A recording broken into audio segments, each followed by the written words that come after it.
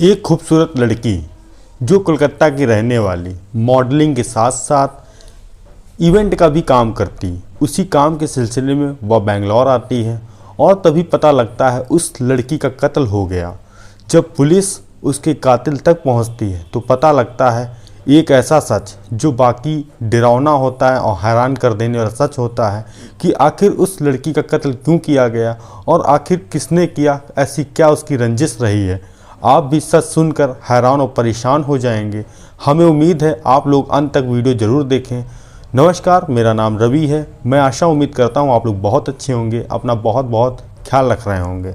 और अगर आप लोग चैनल पे हमारे नए हों तो सब्सक्राइब बेल आइकन जरूर दबाएं, जैसा कि आपके बीच हमारी कहानी पहुंचती रहे। यह सच्ची घटना है बेंगलोर की। तारीख 31 जुलाई 2019। बेंगलोर के एयरपोर्ट का इलाका पीछे वाला, जहां पर लोग ट्रैफिक होने के कारण से वह रास्ता यूज करते थे। तभी 31 जुलाई की सुबह 8 बजे एक व्यक्ति जो कि एयरपोर्ट के पीछे रास्ते से जा रहा था, देखता है एक लड़की की लाश पड़ी है और तभी वह वहाँ पास में जाता है और जाने के साथ साथ जब उस लड़की की लाश को देखता है वह हैरान और परेशान हो जाता है। उसके साथ वह पुलिस को फ़ोन मिलाता है। अब पुलिस उस लड़की की लाश के पास एयरपोर्ट पहुंचती है तो देखकर वह भी हैरान थी, क्योंकि उसकी लाश पहचान पाना मुश्किल था, क्योंकि उसके लाश पे लग रहा था किसी ने भारी पत्थर उसके सिर के ऊपर मारा है, जिससे उसकी पहचान करना बहुत ही मुश्किल है। अब पुलिस वाले उस लड़की की लाश को पोस्टमार्टम हाउस भिजवाते हैं और पता करते हैं कि इस लड़की का कत्ल किसने किया। पहली सबसे प्राथमिकता वजह यह थी कि यह लड़की कहाँ की रहने वाली है। अब पुलिस वाले उसकी लड़की की लाश को पूरी बारीकी तरीके देखते हैं, तभी पता चलता है कि यह जो लड़की ने कपड़े यानी जींस पहनी है यह काफ़ी ब्रांडेड है और अच्छी दुकान से परचेज की गई है। और एक हाथ में घड़ी देखते हैं जो कि अच्छी ब्रांड की टाइटेनियम घड़ी थी, जो कि एक प्रोफेशनल लोग पहनते हैं। अब पुलिस वालों के लिए दो अहम सबूत थे जिससे कातिल तक पहुंचा जा सकता था। अब पुलिस वालों की 20 मेंबर की टीम बनाई जाती है लोगों की। उसमें से 4 टीमें गठित होती हैं। जो पहली टीम का काम ये था कि वह पता करे यह जींस कहाँ कहाँ खरीदी गई है और यह जो घड़ी है यह किस किस लोगों ने ख़रीदा है, परचेज किया है। और तीसरी टीम का काम ये था जो आसपास के जितने सीसीटीवी फुटेज हैं उनको खंगालना। और चौथी टीम ये थी जितने आसपास के थाने हैं या ज़िले हैं वहाँ जाकर पता करे यह लड़की कहाँ की गायब हुई है और कहाँ की रहने वाली थी। अब 4 टीमें लगा दी गई। पहली चीज़ मुश्किल बड़ी ये थी कि लड़की की पहचान करना कि आखिर लड़की कहाँ की रहने वाली है। तभी पता चलता है महाराष्ट्र, कर्नाटक और दिल्ली में 14,000 से ज़्यादा जिन्सें बिकी हैं इस ब्रांड की। अब पुलिस वालों के लिए अहम सवाल कि आखिर 14,000 जिन्स में से एक जिन्स कैसे तलाशी जाए। तभी उस जिन्स का साइज पता करते हैं कि जिस लड़की ने वह जिन्स पहनी थी उसका साइज क्या है। तब वह उसका साइज पता चलता है तो निकल कर आता है कि इस साइज की 800 जिन्सें परचेज हुई हैं। अब पुलिस एक ग्रुप बनाती है और उन सभी लोगों की डिटेल मंगवाती है जिन 800 लोगों ने जींस परचेज की थी। अब पुलिस वाले एक ग्रुप बनाते हैं जिसमें 800 लोगों को जोड़ते हैं। उसमें एक मैसेज डालते हैं, अगर जिस किसी व्यक्ति ने इस महिला की जींस साथ में गया हो खरीदने के लिए या किसी ने खरीदी हो तो वह इस नंबर पे या व्हाट्सएप पे संपर्क करें। तभी पुलिस वाले उस कॉल भी करते हैं तो वहाँ से पुलिस को कोई सुराग नहीं मिलता है कि कातिल तक पहुंचा जाए या लड़की तक पहुंचा जाए। अब पुलिस वाले उस वॉच के बारे में जब इंक्वायरी करते हैं कि इस कंपनी की वॉच कितनी बिकी हैं 1 साल के अंदर, तो पता लगता है इस कंपनी की वॉच 800 बिकी हैं। अब पुलिस वाले हैरान कि 800 जो 1400 वॉच बिकी हैं तो इसमें से कैसे पहचाना जाए। अब पुलिस वाले इधर सब इंक्वायरी कर रहे थे, तभी पता चला इन सब चीज़ों से कातिल या लड़की तक नहीं पहुंचा जा सकता है। चलो एक बार फिर से चलते हैं, लड़की की लाश को देखते हैं, क्या पता कोई और सबूत मिल जाए जिससे ढूंढने में आसानी हो। तभी पुलिस वहां पहुंचती है, देखती है कि उसके बॉडी के या तो कहें सिर के नीचे एक टैटू बना था जिसमें लिखा था एस। अब पुलिस वाले फिर से जो कंपनी थी वॉच की कहें या जींस की कंपनी थी उसमें बोलते हैं इस नाम से कोई ऐसी परचेजिंग हो वो सारी डिटेल हमें चाहिए। अब पुलिस वालों को जींस की 200 ऐसे कस्टमर थे जिनका एस से नाम चालू होता है, और घड़ी वालों के लिए था 140 व्यक्ति जो इस नाम से परचेज किया था। अब पुलिस वाले उन लोगों को कॉल मिलाते हैं, कॉल मिलाने के साथ कुछ से बात होती है और कुछ का नंबर स्विच ऑफ मिलता है। वहाँ से भी पुलिस को कोई अब सुराग नहीं मिला था। तभी इसी बीच एक व्यक्ति पुलिस में फ़ोन करता है, बेंगलोर पुलिस को, कहता है जो यह लड़की की लाश आप लोग ढूंढ रहे हैं, यह आरोपी मुझे पता है किसने कत्ल किया है, यह व्यक्ति का नाम है, इसने ही अपनी महिला का कत्ल किया है और ये यहाँ छुपा है, आप लोग जल्दी आ जाएं।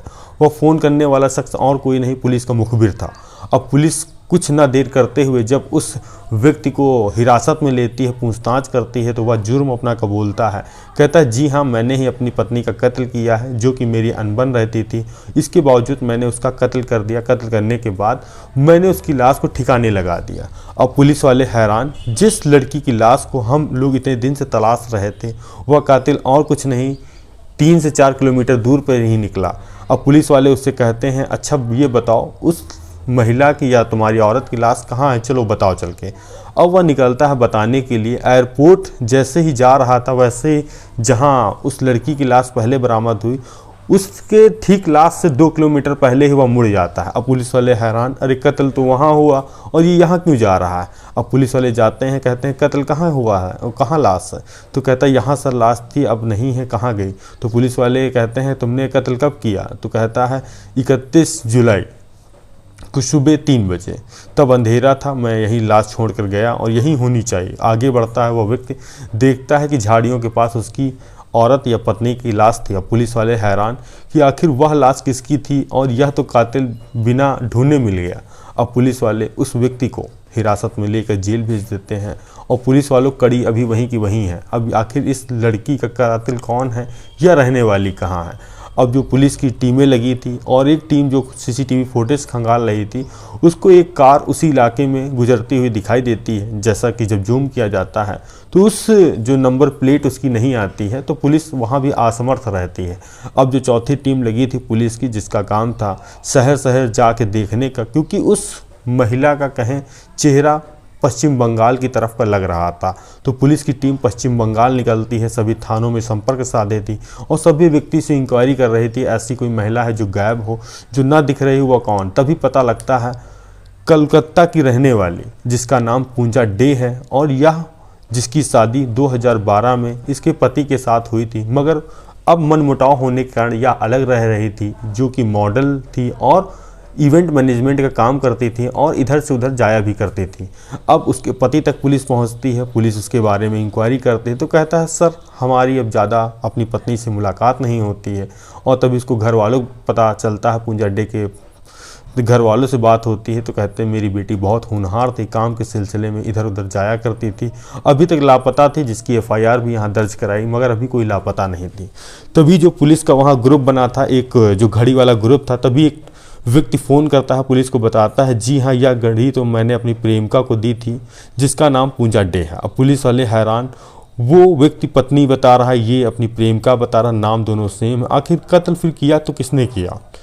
जो प्रेमी है वो भी कह रहा मैंने प्रेमिका को दी। तो पुलिस वाले कहते हैं तुमको क्या पता यह शादीशुदा थी कि नहीं, तो कहता जी हाँ इसकी शादीशुदा थी, ये बात हमें पता थी, हम लोग बस डिवोर्स के बारे में मतलब इंतज़ार कर रहे थे कि डिवोर्स हो जाएगा फिर इसके बाद हम लोग शादी कर लेंगे आपस में।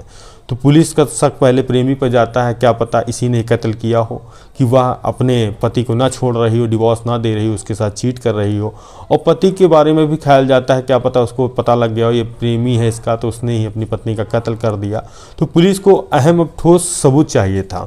अब उसके लिए पुलिस ने फिर पूंजा डे का नंबर मांगा उसके परिवार वालों से, उसको सर्विलांस पे कॉल डिटेल जब पूरी हिस्ट्री निकाली तभी पता चला पूंजा डे की लास्ट लोकेशन 30 जुलाई को सहारा होटल की थी। अब पुलिस वाले पूरी कॉल डिटेल चेक कर रहे थे, तभी पता लगा कि एक ओला उसने बुक की थी 30 जुलाई को।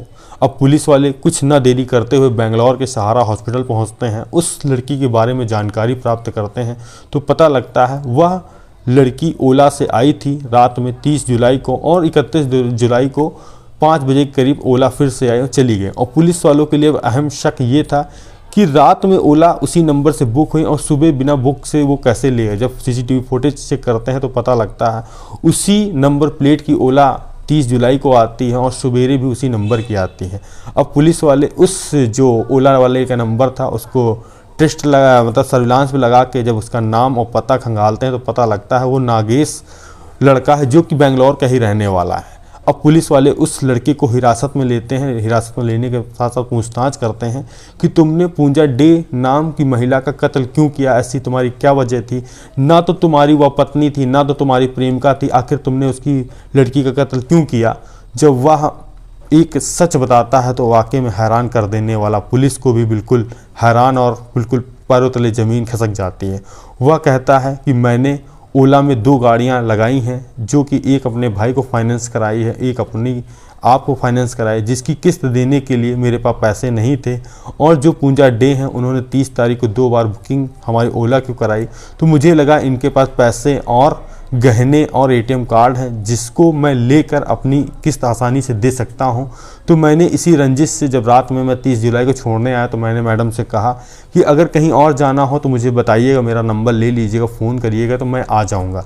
तभी जो मैम थी उन्होंने बोला मुझे कल सुबह मॉर्निंग फ़्लाइट पकड़नी है, हो सके तो आ जाना। उसने कहा कि मैम आप बुक मत करिएगा क्योंकि आपका भी फ़ायदा हो जाएगा, मेरा ही फ़ायदा हो जाए, कुछ पैसे आपके बचेंगे कुछ मेरे भी। जैसा कि आप समय बता दीजिए मैं तुरंत यहीं गाड़ी लगा दूंगा। तभी 31 जुलाई की सुबह वह 5 बजे होटल के बाहर खड़ा होता है और पूंजा डे को कॉल करता है। वो पूंजा डे उसकी गाड़ी में बैठती है, बेंगलोर के अब एयरपोर्ट जाने का सफ़र चालू होता है। तभी वह पीछे से गाड़ी घुमाता है तो पूंजा डे कहती है पीछे से कहाँ ले जा रहे हो? तो कहता है आगे मैम जाम लगा है, जैसा कि पीछे से चलेंगे जल्दी पहुंच जाएंगे, आपको फ़्लाइट भी समय से मिल जाएगी।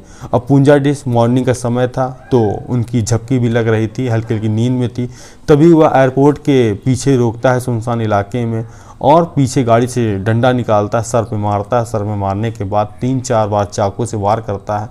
जब पूंजा डे मृत अवस्था में हो जाती है तो उनके बॉडी पे वह एक पत्थर ला के चेहरे पर मार देता है, जैसा कि उनका चेहरा पहचाना ना जा सके।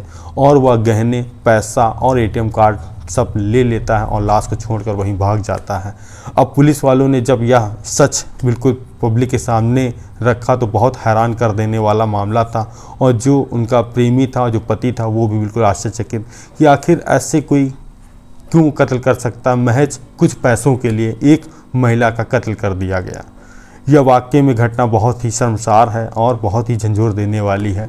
आप भी इस घटना के बारे में कमेंट करें, जवाब दें, जैसा कि आपका वीडियो में हम नेक्स्ट वीडियो में नाम जरूर लें। मिलते हैं नई कहानी में नई शुरुआत के साथ। जय हिंद, जय भारत।